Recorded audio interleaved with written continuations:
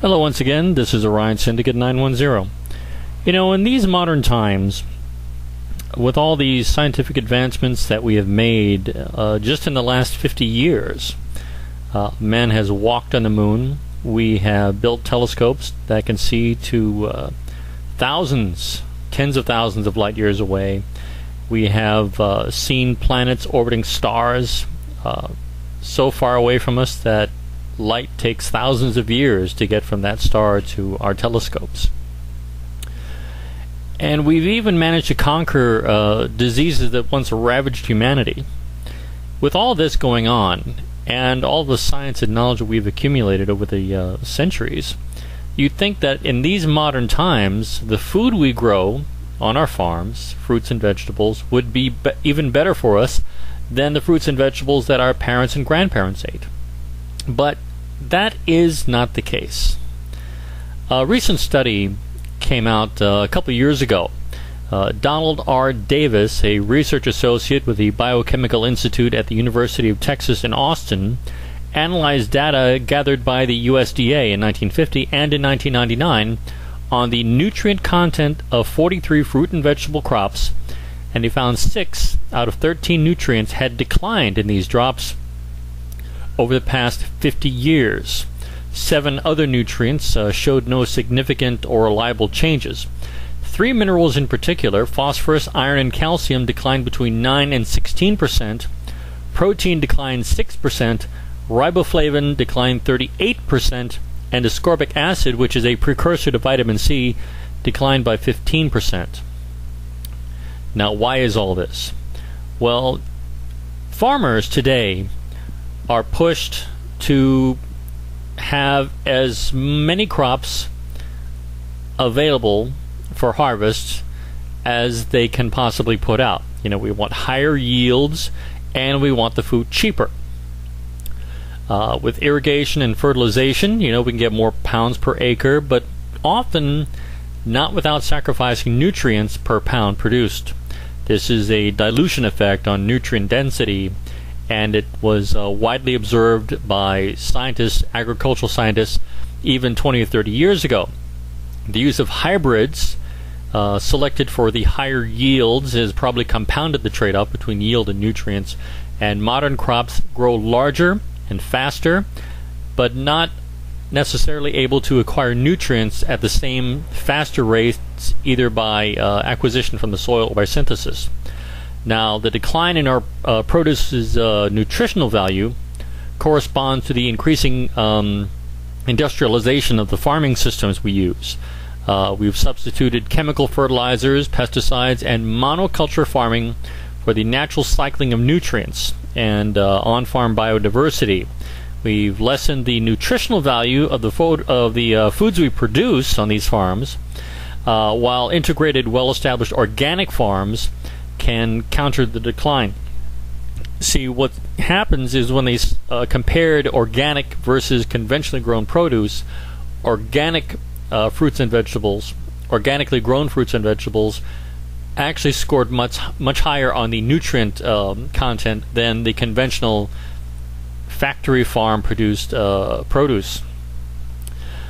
When you force feed plants fertilizer, you know, you force feed them, this interferes, for one thing, with the plant's ability to synthesize vitamin C, because the plant will increase its protein production and reduce carbohydrate production when it absorbs an abundance of nitrogen. And since vitamin C is made from carbohydrates,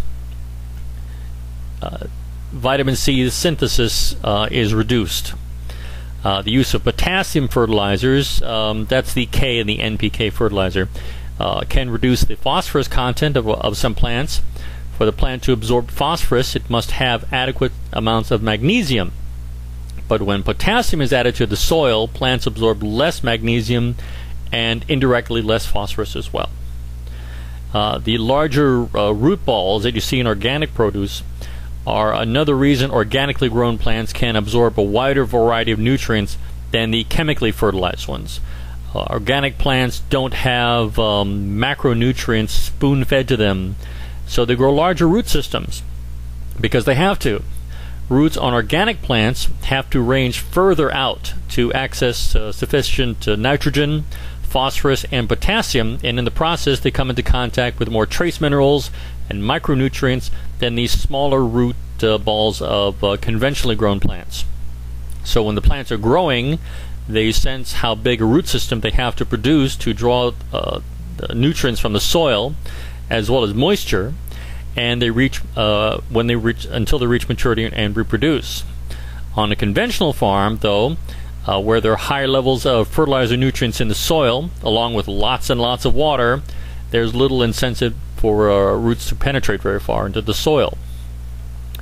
Now, the USDA study indicated overall reductions in calcium content, magnesium, copper, and sodium in vegetables, and magnesium, iron, copper, and potassium in fruits. I'm going to give you a few examples here from a recent Mother Jones article, which caught my eye and led me to go look for the original article, the study which was published in the Chronicle back in 2006. Among the examples given by Mother Jones, broccoli.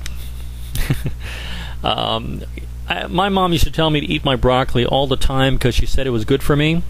Well, undoubtedly it was better for her when she was a child rather than when I was a child, and it's certainly better for me then than it is for kids now. The vitamin A content of broccoli has gone down in the past 50 years by 52%. It has also gone down 60% as far as calcium, 27% for iron, and the greater head density on broccoli. Everybody wants to see lots of heads on these broccoli sprouts that they buy at the store. More heads on broccoli means fewer nutrients. Sorry. Carrots. 40% less iron, 33% less calcium, but 127% more vitamin A. People like these bright orange colored carrots. Well, that comes from the vitamin A content. Red tomatoes. Iron down 29%. Calcium down 57%. Vitamin A down 46%. Asparagus, not one of my favorites, but 46% reduction of vitamin A, an 11% reduction of iron, and 8% reduction of calcium. Sweet yellow corn. Iron 13% more, but 76% less calcium and 22% less vitamin A. Eggplant, another plant I really don't care for. I'll eat it if I have to. 38% less iron, 57% less calcium. Honeydew melons. You wouldn't think something like that could possibly, be hurt by the industrial farming because they look so nice and they have such nice names. Honeydew, how can that go wrong? 84% less iron, 68% less calcium.